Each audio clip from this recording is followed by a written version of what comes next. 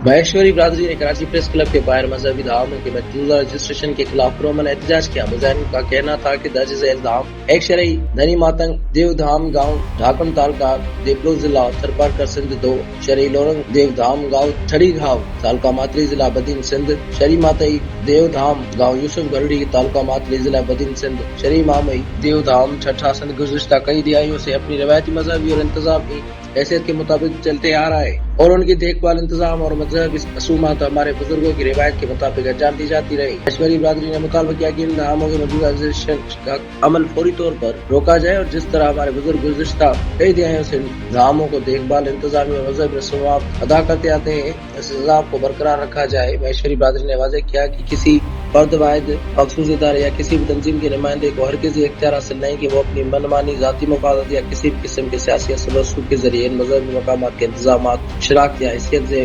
महमदाखलत करे या बरादरी के इज्तिमाई राय को नजरअंदाज करते हुए कोई एक तरफा इक़दाम करे। बरादरी ने ऐसे हर कोशिश को सख्ती से मुस्तरद करते हुए मुतालबा किया कि मज़कूरा धामों के मौजूदा रजिस्ट्रेशन का अमल फौरी तौर पर रोका जाए। एहतजाज में शरीक अफराद ने कहा कि वो अपने मजहबी मकामात, रिवायत और हुकूक के तहफ़्फ़ुज़ के लिए हर कानूनी और जमहूरी तरीके से अपनी आवाज़ बुलंद करते